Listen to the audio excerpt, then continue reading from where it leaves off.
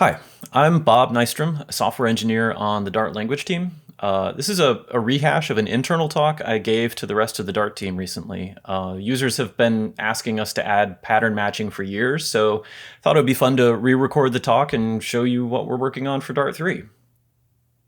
So to be clear, I'm talking about it, but these features were designed by the entire Dart language team.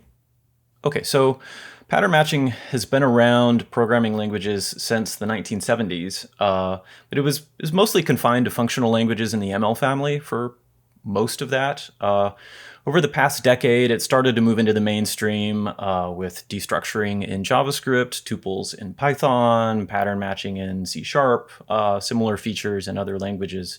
So if I say tuple or tuple or record or destructuring today, there's a good chance you'll know what I'm talking about. If you don't, that's okay too. This talk will be a gentle introduction. Even if you are familiar with pattern matching, I hope you'll find it interesting to see how we're retrofitting it into Dart, which wasn't originally designed around them. So I learned best by example. So I'm going to walk through the features in terms of a handful of concrete use cases. These use cases aren't the only ones, of course, and I won't cover all of the features, but I hope that it will show both how these features will look in Dart and why we think it's worth adding them. Since I'm giving this talk externally, I should caveat that these features are still being designed and implemented. We may tweak some things between now and when we ship. Also, there's a lot of code in this talk. It's basically all code. I'm sorry. Okay, so let's start simple.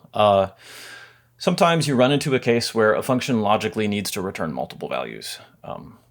Here we have a function that takes some JSON and pulls two specific values out. To return them, it stuffs the values in a list. And then over on the caller side, we have to get the resulting list and extract the two elements. Note that we have to explicitly downcast each one. Since list assumes that all elements have the same type, the type system lost track of the fact that name is a string and age is an int. Instead of returning a list and dropping the types on the floor, we could define a class. This is type safe, which is nice. The casts are gone.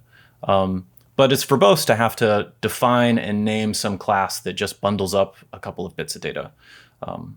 So the first part of this proposal is to add a new built-in collection type called records. A record expression looks like a list literal, but with parentheses instead of square brackets. A record type annotation is also a parenthesized list of fields. And the important part about records here is that each field has its own type. So unlike using a list earlier, when we return a record, the type system remembers that the name field is a string and the age is an int. Then over on the caller side, we pull those fields back out of the record. Despite the funny looking names here, there's no actual new syntax. These are just getters whose name starts with $. We used named getters for each field instead of like a subscript operator that takes an index because, again, each field can have a different type. Okay, so stepping back from syntax a bit, what are records semantically? They're first class. Some languages allow a function to return multiple values, but you can't bundle them together. In Dart, records are real values and multiple returns are just a use case for that more general feature. You can store records in variables, pass them to functions, store them in lists, whatever. Like everything in Dart, records are objects. Every record is a subtype of a record class, which in turn extends object. But records are value types. Records automatically define equals and hash code methods in terms of their fields. So two records are equal if they have the same set of fields and their fields are equal. This, for example, makes records work really nicely as composite hash keys and maps. While they are objects, records don't have a persistent object identity. This basically means that the compiler is free to optimize away their allocation and makes them very lightweight. Okay, so let's keep going. Records are pretty nice, but the expression syntax for accessing fields is still kind of annoying. If we call a function with multiple returns and we want to store the resulting values each in their own local variable, this is pretty verbose. So the next piece we're adding is destructuring. This thing here is called a pattern. In this case, it's a record pattern with two fields. A pattern is always matched against some value. Here, that's the result of the function call. And a destructuring pattern, like the record pattern here, then takes that value and pulls pieces of data out of it. In this case, the record pattern accesses the two fields of the record. Then the record pattern passes those to its two field subpatterns. Here, the subpatterns are name and age, which are both variable patterns. The variable pattern just accepts a value and binds it to a new variable. So the result of all of that is we get two new local variables, name and age, whose values are the string and the int returned by the function. So there's a lot of mechanism under the hood, but the result is a nice, clean single line of code. Sometimes you might not want everything returned from a function. Maybe we just want the age, but not the name. In that case, you can use an underscore wildcard pattern to discard a field.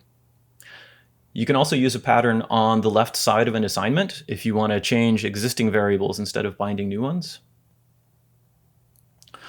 Okay, so that's the basics of records and destructuring. If you're familiar with languages like Swift and Scala, you're probably wondering why we call these records and not tuples. So to explain that, I want to talk about another use case. A few years ago, we added support for using if and for inside collection literals. The driving goal was to make Flutter code easier to write. So instead of writing kind of gross imperative code like this, you can instead inline that control flow directly in the list literal in the widget tree expression. I think this is pretty nice, but it only works when the child widgets being conditionally passed are inside a collection literal. But lots of child widgets that need this kind of conditional behavior are directly in named arguments, like in this example. So right now, the best you can do is lots of conditional expressions. It's pretty gnarly. So I really want to support using if inside argument lists too. Now to do that, we need an object that you can spread that represents a pack of arguments. Lists don't work because each parameter might have a different type. Tuples are a perfect fit for positional parameters, but parameters can also be named in Dart. Now, other languages with tuples also often have these things called records, which are a separate kind of type where each field is named instead of positional. But in Dart, a function can have both positional and named parameters. So if we want a single object that can represent any arbitrary collection of arguments, it needs to support both positional and named fields mixed together too. So in our design, we merged tuples and records into a single construct that supports both positional and named fields. So you can make a record like this, for example. The goal with all this is that eventually you'll be able to take UI code like this and turn it into something like this. Now, I say eventually because we are not planning to support argument spreading in Dart 3. There's a lot of work left to figure it all out, basically. But we did try to design records now in anticipation of later being able to support this. Okay, so now we have this notion of destructuring patterns. What other useful stuff can we do with them? As you saw in the earlier example, it's common in Dart to have data bundled up in maps and lists. Say we have some JSON data and we want to pull pieces out into variables. This code here works, but we can make it nicer using destructuring. So in addition to record patterns, we also have map and list patterns for destructuring collections. Notice how the syntax and the structure of the pattern that extracts the data mirrors the expression that creates the data. This is my favorite aspect of pattern matching, the way the syntax helps you visually see the data you're working with. Now, using a destructuring variable declaration like this, it works when you know the data has the structure you expect. But if it's coming over the network or something, you should really validate it first. So imagine we have some network protocol sending that same JSON data. Before we can use it, we need to make sure it looks like we expect. And this is the kind of code you would have to write now to do that. So to improve on code like this, we're extending Dart to also allow a pattern to appear in a switch case. When a pattern is inside a case, we say it's refutable. That means that before destructuring, the pattern can decide whether or not it accepts the incoming value. So constant patterns like the user string here match when the value is equivalent to that string. Map and list patterns match if the value is the right kind of collection, and then they recursively match against their subpatterns. Variable patterns will match any value that has the variable's type. So this pattern here does exactly all of the same validation as that previous code, but is obviously way clearer and more declarative, shorter. It looks essentially like an example of the data that it matches, with variables as holes for the parts that it wants to destructure. So allowing patterns and cases makes switch statements much more powerful and useful. And if we're going to make them more powerful, they'll probably be a lot more common. And in that case, I think we should make them as usable as we can too. So here's an example. Here's a switch for Elixir. If you've ever written a compiler, this is like your canonical use case for a switch. If you have never written a compiler, that is totally okay too. All that really matters for our purposes is that it's looking at a single character code and it's got a bunch of cases to do stuff with it. So let's see how we can tweak the language to make this better. First, we can get rid of the pointless break statements. They have never actually meant anything in Dart. They were just there to look familiar to people coming from older languages, sort of like using a image of a floppy disk as your save icon. It's like skeuomorphism in syntax design. We still allow empty cases to share a body, but any non-empty case will just implicitly jump to the end of the switch when it reaches the end of its body. Okay, so next, we add guard clauses. A guard lets you evaluate an arbitrary expression to see if that case should match. If the expression is false, the case fails. This is different from embedding an if statement inside the case body, because when the guard is false, execution will continue to the next case instead of jumping out of the entire switch statement.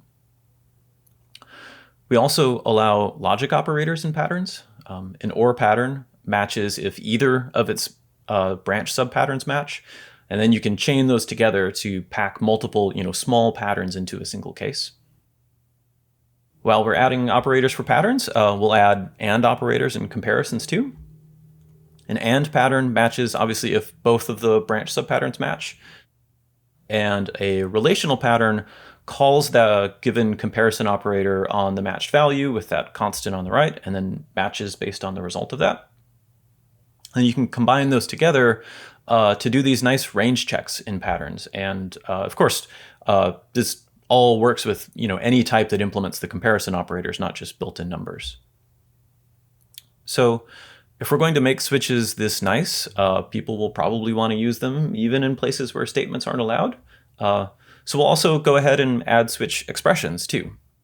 So that previous 2 pages of code I had earlier, we've condensed it down to basically one clean little 6-line expression. And the goal here is to make multi-way branching feel as kind of natural and useful as single-way branching if statements do. And speaking of if statements, sometimes you really only have a single pattern to test, like in this earlier example. And in that case, a switch statement feels pretty heavyweight even with these cleanups. So we're also adding an if case statement that lets you embed a single pattern inside the condition of an if statement. So now we have pretty nice set of tools for working with records and lists and maps and even primitive values like numbers. But Dart is an object-oriented language, so what about all those other objects floating around? For example, it would be really nice to use destructuring to iterate over key value pairs on a map in a for-in loop, but the entries getter on map returns a list of map entry objects, not like records. So to that end, we also have object patterns. Here we have a pattern inside the for loop, and the pattern looks sort of like a map entry constructor call. It checks that the value has that same named type, and then it recurses into the named field subpatterns. In an object pattern here, each of these field subpatterns calls a getter with that name on the object, and then it takes the result of that getter and matches it against the inner pattern. So here we call key on the map entry, and then we bind the result to a variable pattern also named key. And then we call the value getter on the map entry and bind the result to a variable named count. In practice, it's really common to want to call a getter and bind the result to a variable with the same name, like we do with key here. So to make that nicer, we also have some syntactic sugar where it infers the getter name from the name of the variable subpattern. You can use that sugar for record patterns too. So these object patterns work with any Dart object. If you have a class that exposes some getters, you can now immediately use it in pattern matching, or at least when we ship Dart 3, use it in pattern matching and destructuring with there's no opt-in or API support needed. The goal here is to make pattern matching as useful as possible on all of the world's existing Dart code. There's no migration to support pattern matching or anything. It just works. Okay, I've got one last use case, but it's probably my favorite.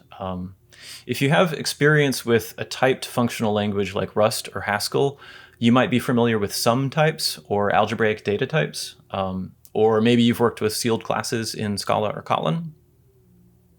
So when I'm not doing language work, I maintain our automated formatter for Dart. It parses code using a separate analysis package and then gets back an object that represents the parsed file. Then for each kind of AST object, each kind of syntax in the language, I have separate code to format it. Now, if the formatter had its own parser and AST types, I could put the formatting logic right as instance methods on each of the AST classes, like this example here. And then it would dispatch to the correct formatting logic just by calling methods on the objects using Dart's built-in virtual dispatch. But those classes are defined in another package, and I can't add new instance methods to them. I could do a bunch of type tests like this instead, but this is one, really verbose, and two, really, really slow. It's also easy to forget to handle some of the subclasses, and if I do, or if the analyzer folks add a new AST class to the parser package, the compiler's not going to tell me that I missed something here. What the formatter actually does looks like this. The analyzer package supports the Gang of 4 visitor pattern and provides an abstract AST visitor class that the formatter extends. The visitor base class has abstract methods for each kind of AST node. Whenever a new node type is added, a new abstract method is added to the visitor class. So that means the formatter knows that it needs to implement it because we get a missing abstract method. This works, but it's really heavyweight. You have to define a separate class. There's some mechanism that each AST class needs to support in order to support the visitor pattern. The analyzer folks have to create the visitor-based classes. Honestly, it's probably fine for something as big and complex as an AST. But if you want to just have, if you just have a handful of types and you want to, execute some type-specific code for each one, it's a lot of work.